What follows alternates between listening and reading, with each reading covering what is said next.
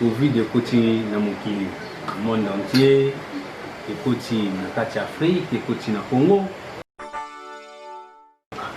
basala nzambe mingi balobi et ezali temps de la fête parce que lelo basigne ezebele ya Covid esali na kati ya monde. Bon, par rapport à l'aspect on a deux visions. Donc faut et ça période et ça coloté c'est non na ça jina kata ndako ya frère na biso pesa mosala nzambe na zokota je crois bonjour on est déjà na bilili. Bonjour Georges. Monsieur Moïse pour respecter les gestes barrières à biso moi distance il y a social et puis tout ça là moi gel pour tout sur la maboko to battre la chose contre ba biloko de tout ça qui mobile mikolo sur internet je crois bomoni ndenge frère Georges il est vraiment azali mosala nzambe azo respecter maloba nyonso gouvernement ezoloba tazomona ndenge azokota malamu ko azotinda ngamba mona ko na ba geste barrière na biso ba biso za ko sokola maboko ngoma nyonso et puis kozala 1 mètre na mutu bozo solo na ye. Oui. Bon, on a na désinfecter maboko na nga ozali ba geste barrière au ministère ya santé ba exiger biso pour que maboko pour te permettre que tu na yaki na maladie tu na tika ngo quelque part na chaise tu na table tu hors de paix partout dans le monde non seulement na Congo parce que les va comme interpréter au président Félix akangi ba église pour nini non ezali monde entier est-ce que ezaka la fin de la temps de la fin ou bien ils allaient par rapport à la vision par rapport à la vision bon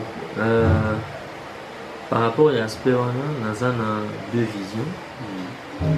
deux visions pour la ligne parce que premièrement à travers dans la recherche scientifique en fait ça la parmi les chercheurs et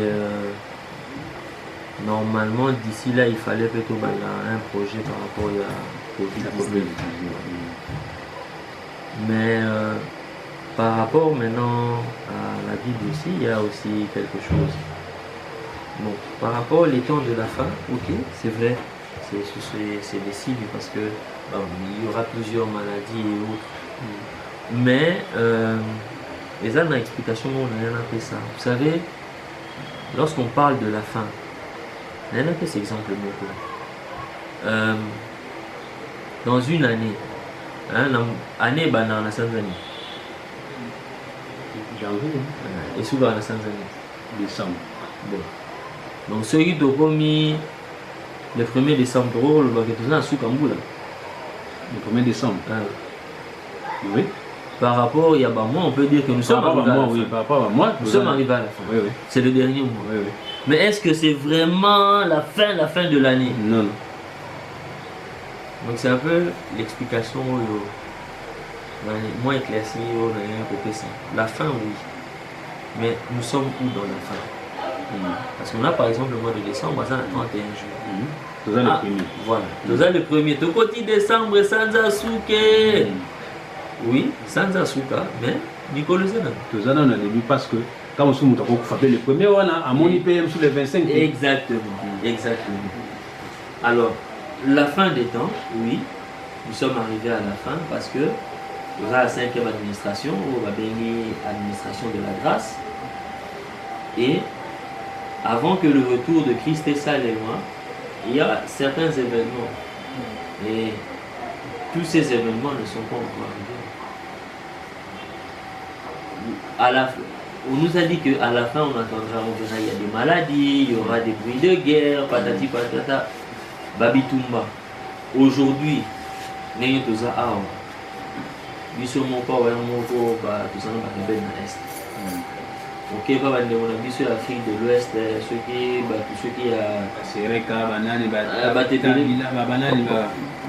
soki eta islamique soki na banani bazalaka kuna oke na Syrie mpe baboko arabe nyonso babitumba ebele kilikili mais soki olandi okomona ke na nsima ya babitumba wana kimi ekokota donc il faut nanu bitumba ebandi soki bitumba esalemi bitumba asima ya bitumba wana kimia ekokota pasi ekozala lisusu te e na moment oyo bato babanda koloba pe mes amis eza na moment wana nde Yesu akoya donc temps de la fin donc faut eza période eza mokolo te c'est pas que c'est toute une période faut bien dire passage wana eza période mobimba donc ntango biso tozoyoka makambo ya bitumba il y a des ordres dans Moukili, oui c'est la fin, les fins, mais c'est pas la fin des fins. Donc pour, le 1er décembre, les fins, le 31 décembre, on appelle les fin, mais si vous appelez le 31 décembre, vous appelez le 31 décembre à 3h du matin, ils appellent fin, il y a fin T. Mais si vous avez le 31 décembre, 23h59, donc on appelle donc les fins des fins. Dans quelques secondes, on n'a pas beaucoup de ni incident. Donc c'est vrai, c'est le temps de la fin. Mais le temps de la fin, en fait, c'est la période. Donc il faut que les gens comprennent que nous sommes dans le temps de la fin, mais le temps de la fin, c'est une période. Et lorsque Babi Tumbawan est aussi là, à partir du moment où on attend au Kimi au côté, par rapport à Covid-19, mais par rapport à l'événement, voilà, il y a beaucoup d'événements. Et par rapport à Covid-19, ils ont maladie et ils ont autre geste barrière, c'est comme toute autre maladie. Dans on dit ce que vous avez marqué, vous avez dit là, quand vous avez un banamité, puis vous avez mis le maladie de sida. Et jusqu'à aujourd'hui, sida, le traitement n'existe pas comme tel. Mais prévention les amis. Donc les gens vivent avec le sida aussi. Malgré qu'il y a certains traitements, par exemple ARV, on a antirétroviraux, nous avons aux alazans la maladie, ils ont permis à vivre par maladie. Donc en fait, c'est la même chose qui ceux qui te jouent, scientifiques, dans le niveau de recherche, jouent traitement pour la Covid, pour non, la prévention. Il faudra dorénavant distanciation sociale les alarmes, donc faut pas vous être obligé, il y a vivre une maladie. Voilà, faut vous vivre déjà à tout moment, vous avez l'habitude de faire ça, poignet, il y a ma porte, ma poignet dans mon faut pas ça, ça pour pas ça, bilamba pour pas ça, na moi, ce qui possibilité, et bateau va avoir possibilité, à la machine à laver, pour se voler bilamba haute température. À haute température, pour la sèche linge, c'est une bonne chose et surtout et la mapé pour repasser. Avant la repasser, la température ils ont gel. Donc c'est une politique pour se à tout moment désinfectant ming pour se désinfectant c'est de temps en temps mais ming pour se laver mambo. Et papa Georges, parler de geste barrière, c'est trop l'église. Mais l'église, par exemple, la fois dernière, le 11 mai, il y a eu la rentrée des classes en France. Et le 15 mai, dans la France 2, on nous dit que il y a eu 70 cas. On a 70 cas de la classe. Maintenant, par exemple, question exemple, qui a pris cette décision-là? C'est le président. Malgré qu'il y a des conseillers au Balbaki, mais le président a pris la décision, basé en classe. Il y a eu 70 cas. Maintenant, tant que Zola la Moutou, dans Bétounaï, dans ma décision, on a Zouaki, j'ai peut-être condamné 70 enfants innocents à la mort. Imaginez ce que le net, il y a ce que vous avez beaucoup. Vous avez vu que le fait que tu vas agglutiner, nous avons malade. Et parmi les gens, moi, si nous avons la carte, il y a des frères et consorts. Maintenant, on dit l'église. Vous voyez par exemple, il y a eu pour biso bandima zebi otalaka bachrétien te ya osona bamusulman bazala na mboka oye kozala babiloko mosusu donc soki otali badimanche ndenge bato bakendaka na baculte c'est beaucoup de gens qui sont en train de s'affairer pour l'église on a limité bato bakangama maboye voilà sikoyo soki ozwi baéglise oyo eza lokola eza na neti baauditorium wana ozomona neti oza na stade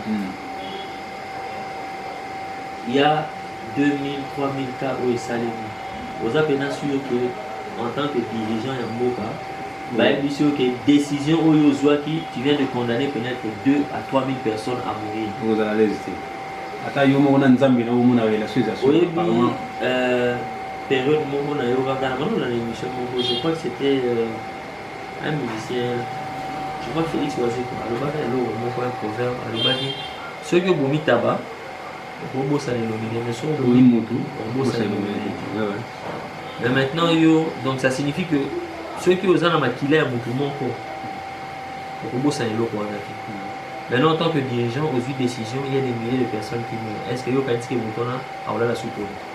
Donc je ne pense pas que à Kolinga même que Batouba relié liwa ya Batouana na vina. C'est comme ça que aux hommes la décision la politicien tant qu'il y a ce moment qui a un certain danger au moins il vit à mon ça mais na kachote na yoki basala nzambe cardinal Fridolin ya mbongo je crois comme on est ngona na basala mususu ya nzambe basangana ki pour que ba ki nosenga na équipe ya riposte tuna président de la République ba yeba ko fungula su ba église pour que bana éviter ba ko fungula modèle nini sorte nini parce que ba ndemo lobia ils là ça m'a qui battu ba ko maladie parce que biso to ba église na fait chaque ndenge zali exemple la chapelle des vainqueurs ngana ba la chapelle des vainqueurs na yebi chapelle des vainqueurs n'est pas là battu ba kangama ka bala suna 5 cultes mais la ba culte wana me fumo la battu ne ba kangama otambola boité ba bimaka ya kangama boy parce que mususu bazo porta pour la culte mususu bazo bimaka pour la culte mususu est-ce que et ça pour na yo ça des soma l'amour ça kaka pour na makambo mususu bazo raisonner te na éviter. Bon, la réalité est que le fait qu'il y a aucune église, c'est une force supplémentaire dans la vie à Moutou. Et ça, nous avons par expérience. Parce que ça, c'est ce que nous avons fait dans le en tout cas, nous avons surmonter à Moutou. Mais il y a aussi le fait que le dirigeant prendra certaines décisions, même à ceux qui sont impopulaires. Parce que ce que les gens ne comprennent pas, c'est que président pose à la président, il faut battre bazar. Ata muto wa kombo la balabala na président a besoin d'info, il faut y a kombo la balabala pour y aller kabia na makadam. Président a besoin que bateau yo ya ba bateau yo soit disant ba baloboko bateau mike wana, il faut bazar. Pour yende président na ba. Donc le président a tendance plus à veiller sur la sécurité des gens que makambo ba boya au lobana. Donc aujourd'hui, moi je comprends parce que à travers le domaine de la recherche, je comprends la décision du président. Malgré que ça y a peut-être recépélaté, mais malheureusement, le président a raison. Mais maintenant, il y a aussi une chose.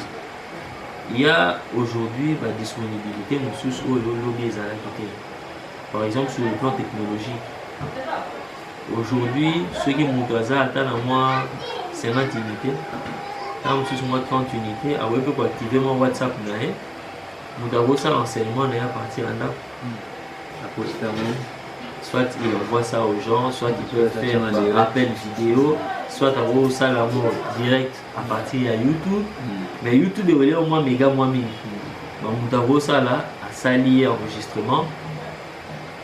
Soit à Tini, ceux qui ont besoin de l'interaction, ils peuvent se donner 1 heure. Les lots, même à temps dans ça là, écoute, il y a des gens, monsieur Awa, monsieur le Salah va, vous a Awa, vous sur le nom de côté WhatsApp, parce que la tenue sera pour vous, ça va vous.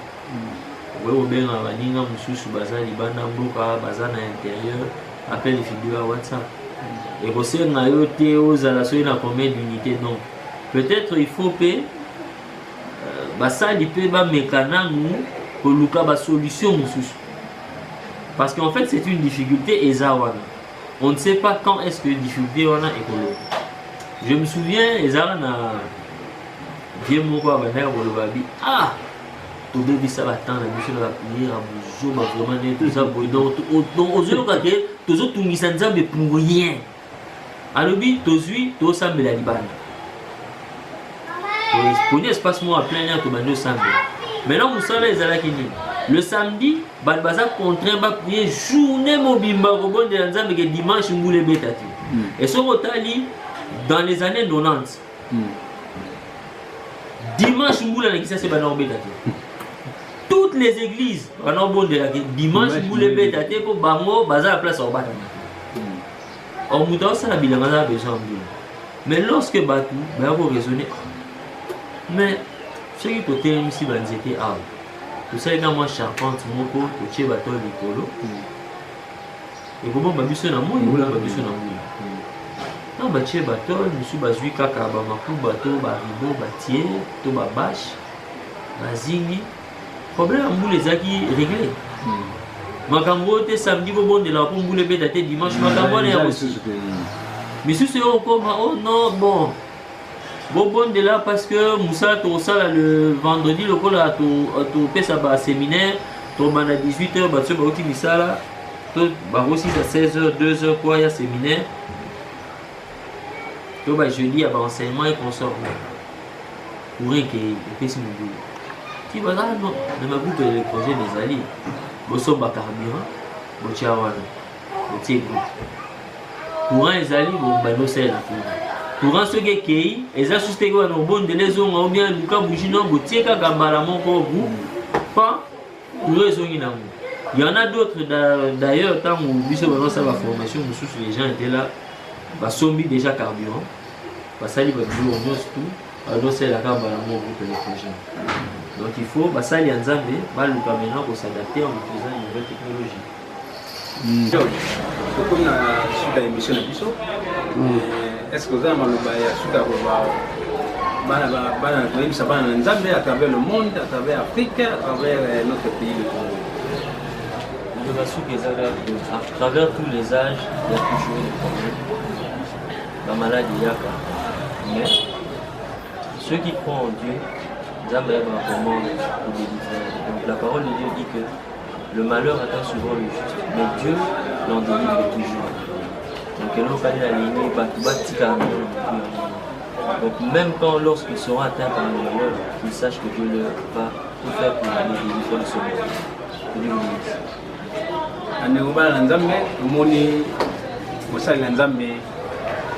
Papa na biso Georges ambaki biso malamu na kati ya ndako na esika vandaka kumakia watu respecter ba geste barrière. Je crois tukokutana mikolo ya na numéro na biso na promettre bino na papa Georges to sisi na masoloté masolo papa Georges eza sur na numéro mususu ya mais surtout n'oubliez pas de s'abonner na chaîne na biso pour s'abonner massivement la chaîne na biso et puis ba numéro oyo eza na ba nini écran na biso bo benga biso bo pesa biso ba critique na bino oyo nyonso tozosala mabe tozosala malamu et ba encouragement na bino bo benga biso bo pesa biso na pesi ba nyonso mbote pesi famille na Allemagne papa Samba Masamba les docteurs pesi mbote wana papa na nga wa botingai et puis maman na ngai Béatrice utilité que la pesi nyonso mbote pesi Théo di Kumba na Allemagne toujours na Pologne na pesi mbote bandi bana ya France Irène na pesi mbote Rachel bango nyonso baza na États-Unis tout ça Nadine na États-Unis na pesi nyonso mbote nzambe aza na bino tokutani na prochaine émission na biso.